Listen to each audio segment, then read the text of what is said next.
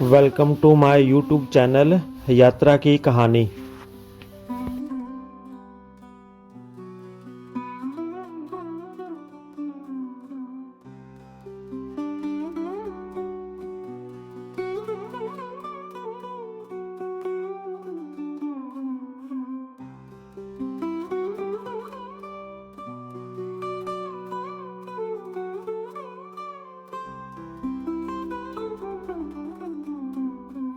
आज आपको लेकर आए हैं मणिकर्ण साहिब, कसौल, कटागला विलेज।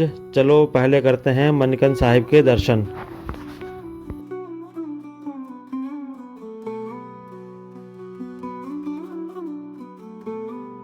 गुरु नानक देव जी अपनी तीसरी उदासी के समय यहाँ पर आए थे। साथ में उनके भाई मर्दाना जी थे। अनाज उनके पास में था, लेकिन ना कोई साधन पकाने का कारण यहाँ पर भाई मर्दाना जी ने गुरु नानक देव जी को बेनती की, महाराज मुझे भूख बहुत ज़्यादा लगी है। तो ना कोई आग का साधन होने के कारण इसी जगह पर महाराज ने एक पत्थर हटाया था जिसमें से गर्म पानी निकला था। इसी अनाज में फिर उन्होंने लंगर बना करके खाया था, और आज भी सदियों से इसी जगह पर लंगर बनता हुआ आ रहा है। जितनी भी संगत मणिकर्ण साहिब आती है, सबको लंगर यहीं से बना के खिलाया जाता है।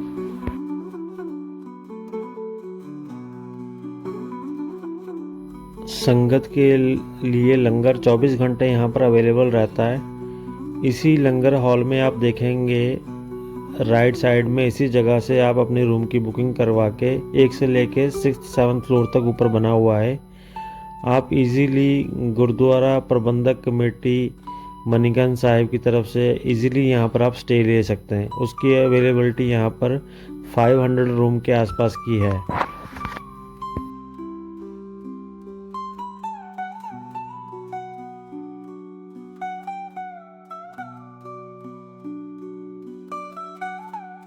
संत बाबा नारायण हरि जी को जब आकाशवाणी हुई थी, 1937 के आसपास का समय बताया जाता है। इस गुरुद्वारे की गुरुजी खोज करने लगे। खोजने के बाद में इस गुरुद्वारे का निर्माण धीरे धीरे शुरू कर दिया गया था, जहां पर आज लाखों संगत देश और विदेश से नतमस्तक होने के लिए हर साल यहां पर आती है।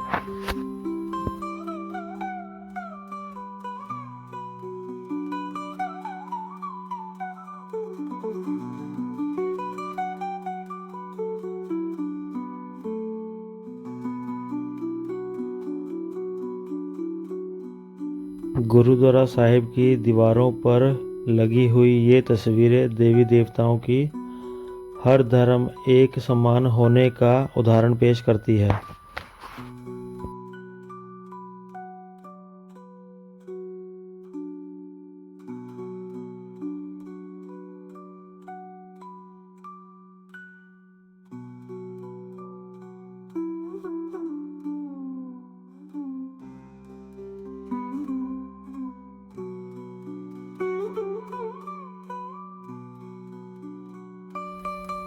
गुरुद्वारा मणिकर्ण साहिब के साथ में ये मंदिर शिवजी महाराज का और पार्वती माता जी के साथ जुड़ा हुआ है। जब पार्वती माता और शिवजी महाराज जब यहाँ पर घूमते घूमते आए, उनको ये जगह बहुत ज़्यादा पसंद आई।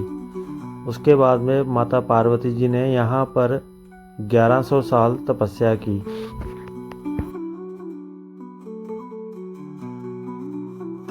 यहाँ का मंदिर का ये भी इतिहास है, माता पार्वती जी की स्नान करते वक्त यहाँ पर मणि भी गुम हुई थी।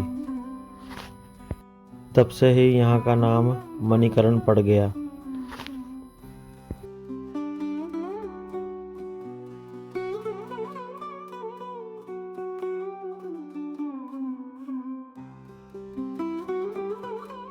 लगभग जो कसौल और मणिकर्ण साहिब के बीच की दूरी है वो 4 किलोमीटर के आसपास की है।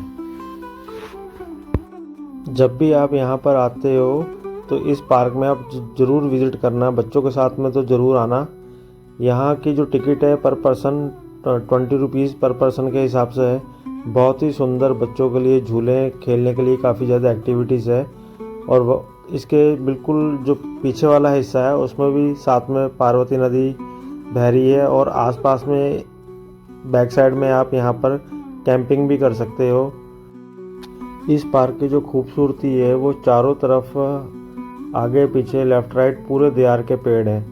इन पेड़ों के बीच में बसा हुआ ये जो खूबसूरत पार्क है, इसकी जो खूबसूरती है वो बहुत ही एक अलग आश्चर्यजनक है। कसौल पार्क की हरियाली में खो जाना, यहाँ के झूलों पर झूलते हुए बच्चों की हंसी और पार्वती नदी के किनारे की शांति, ये सब मिलकर एक जादुई अनुभव बनाते हैं।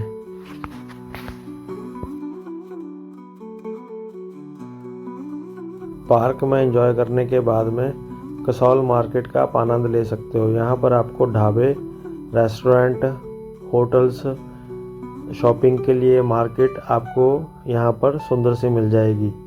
ये जो आप शॉप्स देख रहे हैं, इन्हीं में आप यहाँ का जो लोकल ऊन से बनी हुई चीज़ें आप यहाँ से इजीली खरीद सकते हो। कसौल मार्केट घूमने के बाद में आपको ले चलते हैं विलेज कटागला। जो कटागला विलेज की दूरी है वो लगभग कसौल से 3 से 4 किलोमीटर की है।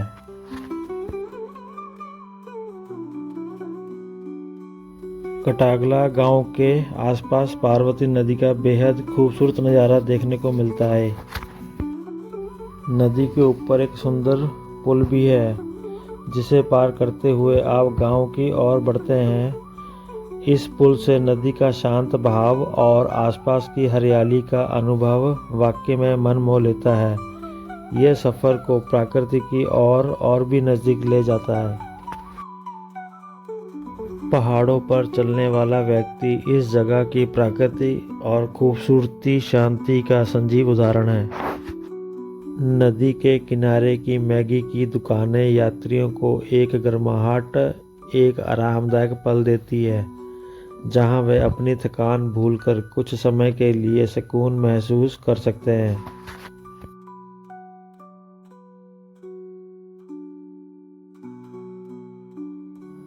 उम्मीद करता हूं आपको यह मेरी जानकारी अच्छी लगी होगी। अगर अच्छी लगी है तो लाइक, शेयर और सब्सक्राइब ज़रूर करना।